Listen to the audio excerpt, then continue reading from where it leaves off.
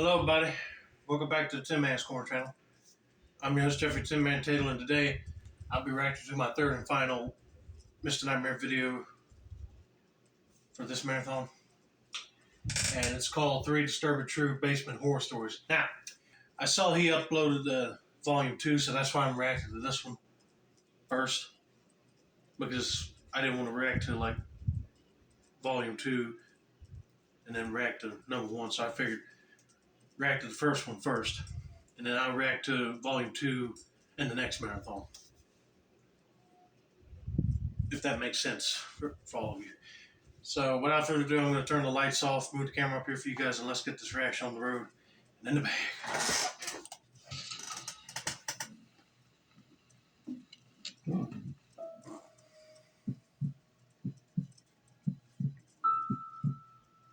When I was a kid, I had an irrational fear of our basement. Though, if I do say so myself, our basement was kind of scary for a kid. It was a pretty big basement. There was an L-shaped couch right in the middle of the basement that sat right in front of a wooden support column. In front of the couch was the big old box TV we had down there, which had all of our video game consoles plugged into. The layout of the basement was set up as a big circle that went around the couch basically. There was a booth and table in one corner, an old bar in the other corner, which had the door to the laundry room behind it, and then in the other corner, closest to the stairs, was the doorway to my dad's little workout room. My dad rented out the upstairs of the house to an old lady named Ruth, so we only had access to the first floor and the basement. My dad would usually hang out in the living room on the first floor, hence why our video games were all downstairs on the crappy TV, because our dad didn't really hang out down there. I'm the youngest sibling. I have 2 older brothers. I was anywhere from 6 to 8 years old when this happened. My older brothers weren't home, so they must have been having play dates with other kids. I mean, hey, that sounds like a nice place to put a man cave in. Basements can be scary when the lights are off. It was just my mom and I home at the time. My dad was likely at work. Usually I'd be playing video games with my brothers in the basement, so I wouldn't be scared. But since I was alone, I remember being kind of creeped out as I walked down the stairs. That basement door sucked because it wouldn't stay open. By default, it would just slowly creep shut unless something was propped in front of the door to keep it open. So it just made me feel even more isolated from the upstairs and my mom. I was playing whatever old video games I was into at the time, alone on that gray fluffy couch. Any little sound in the basement would make me pause my game and look in whatever direction I heard it. There would always be creepy sounds that would come from the laundry room, and even though I grew to expect them, they'd still sometimes creep me out. They were usually familiar sounds though, and so when I heard an unusual sound come from inside the laundry room, I paused my game. It wasn't the sound of the laundry machine or the boiler clacking. It was the sound of something dropping to the floor and bouncing once or twice. I remember jumping off the couch and running upstairs to find my mom, saying there's someone in the basement. And I remember my mom's calm reaction, asking me what happened, and then explaining to me that nobody is down there. To make me feel better, she went back down to the basement with me, and she opened the door to the laundry room, turned on the light, and looked inside for a few seconds. Then she shut the door and said there's no one in there. So naturally, I felt better, and she went back upstairs, and I went back to playing video games. I can't remember how much time passed before I went back upstairs to eat a snack. My mom was already preparing dinner. I remember it being dark out now, which only added to my fear of the basement. The basement had 2 small windows, which did allow some light in during the day. So at night, it was just completely pitch black down there. I did end up going back down there though, and then eventually I heard the sound of the heater in the laundry room turn on, only it was extremely loud.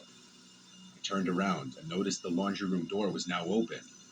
I got off the couch and slowly walked to the laundry room door. It was pitch black inside of there. I was scared to turn on the light. I just wanted to shut the door. I gathered up enough courage to run at the door and slam it shut and then run back to the couch.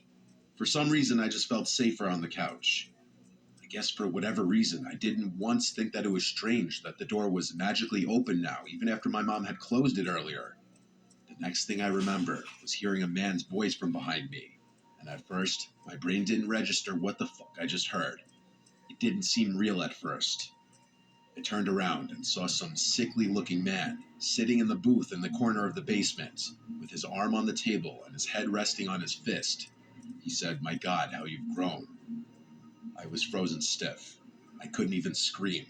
I just looked at the man in the corner with my mouth hanging open, twitching. He slowly stood up in this crooked, hunched over posture, and it seemed like he was slowly starting to walk towards me as he said, "Your mother won't let me see you guys." I finally was able to scream, and I just bolted for the stairs. I was screaming "Mom" the whole way up to the kitchen. I slammed the basement door and locked it. I screamed and cried to my mom that there's a man downstairs. I saw the look in her face, and she was petrified. She called 911, and I strangely don't remember what happened in the moments before the police showed up. I just remember a bunch of police officers getting there and going down to the basement. I was with my mom and a police officer in a safe room while they found him. And the man they found was my uncle, my estranged uncle, my mom's brother, who was basically excommunicated from our family for being a child rapist. Our parents never wanted him anywhere near us, nor did my mom want any contact with him. He broke into the house and had been hiding in the basement for God knows how long. I didn't even know his face, as the last time I'd seen him I was a baby. I haven't seen him since then. He went back to prison for another 4 years for another sex crime. We don't know where he is now. Yeah, that's just terrible having a relative that's known as a pedophile.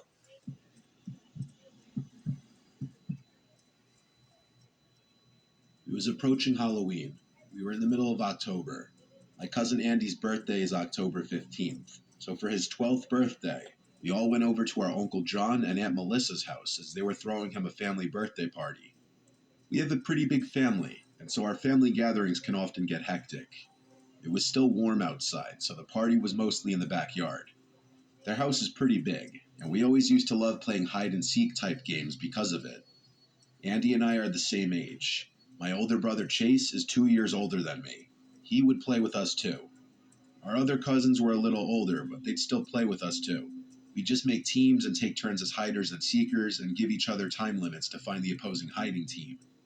If you were found, you'd have a chance to run outside to the backyard to be safe if you managed to not get tagged. We could use the whole house minus our aunt's and uncle's bedroom, and I'm not exaggerating when I say there were hundreds of places to hide. In the basement, there's a separate room that's considered Aunt Melissa's fashion room, as we call it. She's a fashion designer, and inside of it, she has a bunch of mannequins with different pieces of clothing she's designed. Some are full body mannequins, others are just torsos without heads and regular stands underneath them. She also has some studio lights, some official camera equipment, and a green screen drop. We had been playing the game for a little while already. Chase and I were hiding now.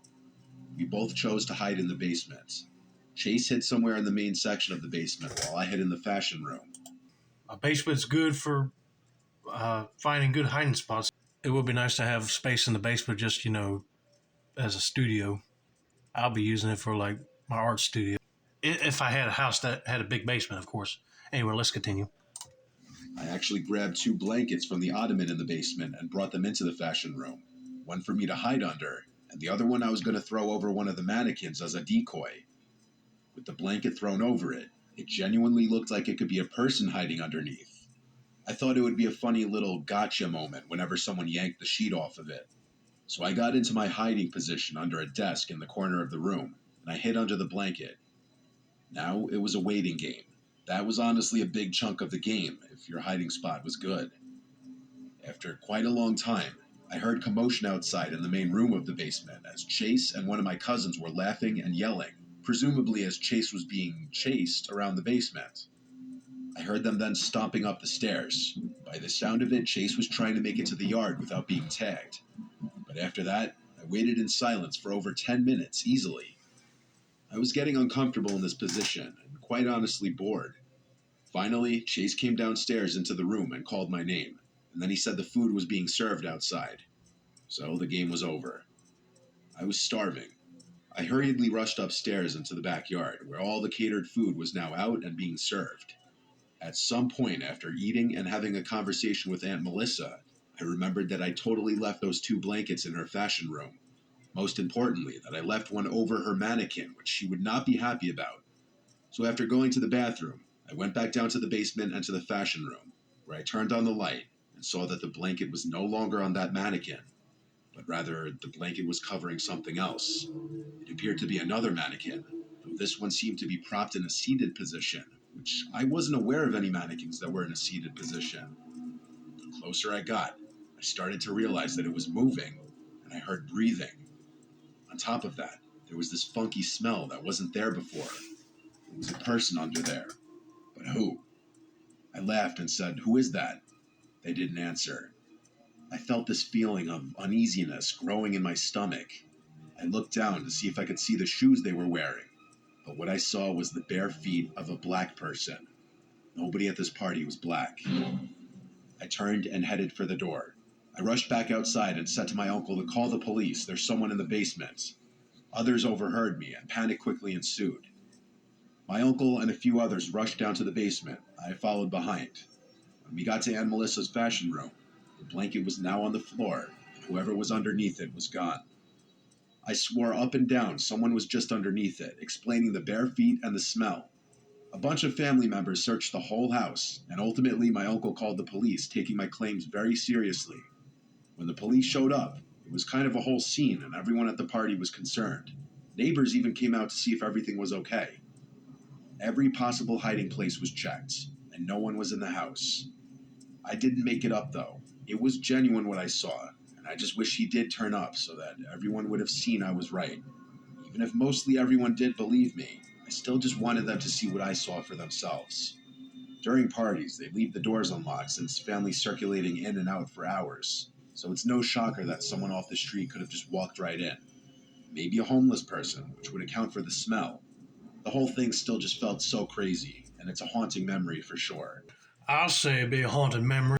If I walked in there and I saw the guy was covered up trying to hide, well, I wouldn't be saying who is that and running upstairs because he would know to leave. But yeah, it was probably a homeless person. I thought it'd been somebody else trying to rob the house.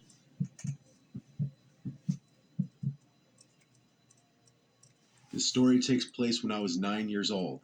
I'm now almost 25.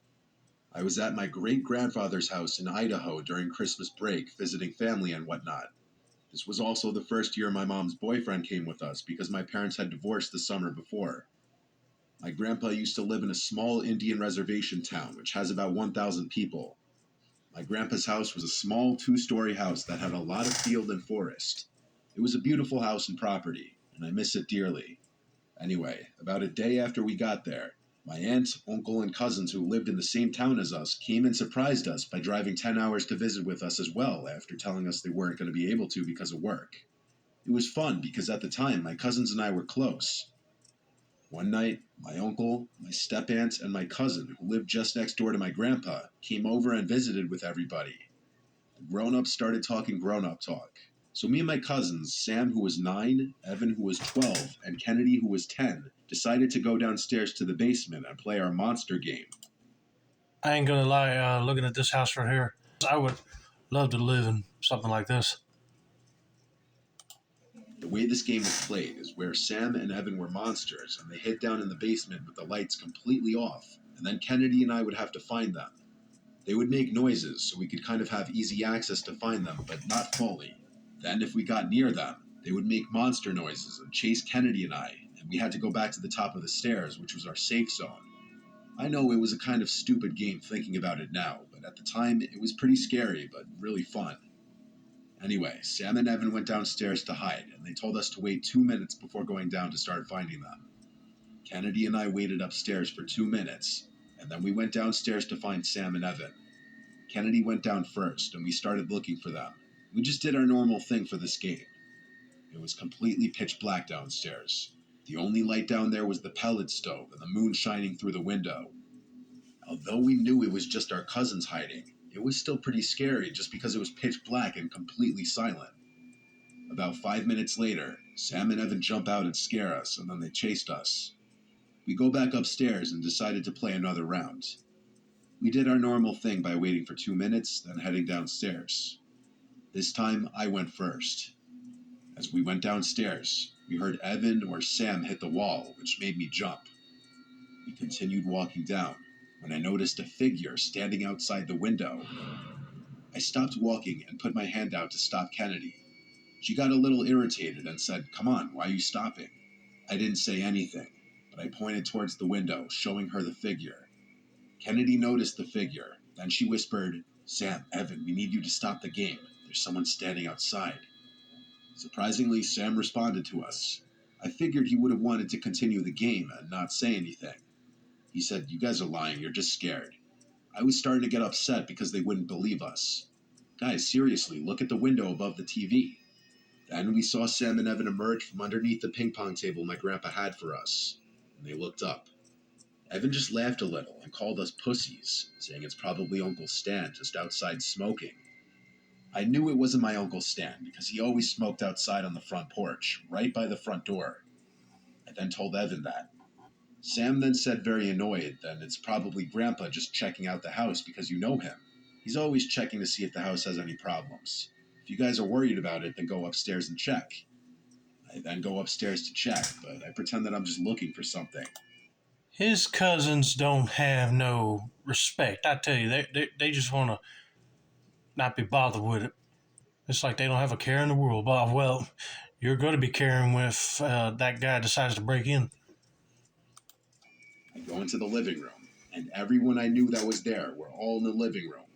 It wasn't my Uncle Stan, nor my grandpa, or anybody. Everyone was sitting in the living room. My stomach dropped. There was definitely someone out there. I didn't want to tell the adults because I was worried they wouldn't believe me. I go back downstairs as I'm shaking, and I tell them, "Guys, everyone's in the living room. No one is missing. There is someone out there." Sam and Evan finally realized this wasn't a joke, and their jokish facial expressions turned into scared expressions. Kennedy began to cry a little. I told her not to make too much noise. We all went to the top of the stairs to figure out what we should do. Of course, Sam and Evan were giving dumb ideas like shooting the guy or something. We didn't want to tell the adults, so we just stayed at the top for 5 minutes. Then we went back down. When we were back down, the figure was gone. We assumed that the figure just left and went their way. We decided we didn't want to play the game anymore, so we would just play ping pong instead. We turned the light onto the basement, and when they come on, we noticed the window was cracked open. I thought to myself, was the window cracked open this whole time? I looked towards the furniture. My heart suddenly dropped. There was a man in his mid-40s, sitting in one of the sofa chairs, staring at us. We were so scared that we just stood there, frozen. The guy began smiling, all creepy-like at us. He then began to stand, and then I yelled, "Run!" We ran up the stairs and slammed the door to the basement. Then we ran into the living room, crying to our family that there was a man downstairs. One of my uncles, who's a cop, went and grabbed one of my grandpa's guns and headed downstairs. My uncle came back up after a few minutes and said there was no one down there, so we assumed he climbed back out the window and ran. The adults believed us when we said there was someone down there because outside there were footprints in the snow, and they led to my grandpa's driveway. Nothing was stolen downstairs, so that was good. We were all so scared that we just sat with our moms and hugged them. That night when we went to bed, I was still afraid, so I slept in bed with my mom. My cousins and I haven't played that game since. My grandpa was pretty upset because he thought his windows couldn't be opened from the outside, but he was glad that my cousins and I weren't harmed. My grandfather passed away October of 2017, and I miss that guy dearly. But ever since that incident, I have always been afraid of going into any basement by myself, even as I've gotten older. Although I haven't been back to my grandpa's in almost a year, I still am scared of that basement, or any basement to this day. Hey, I don't blame you. Somebody just broke into the house, and I don't know what he was doing. He was a crazy psycho guy. Feel bad for the grandpa though, because he said he felt like his windows were unable to be opened on the outside. Well, that guy was able to open it somehow. But anyway, that's going to be it for now. Don't forget to like, subscribe, turn on post notifications for more Mr. Nightmare content like this. This has been another successful installment of the Tin Man's Corner channel. I'm your host, Jeffrey Tin Man Taylor, and I said that's a wrap, and have a nice day.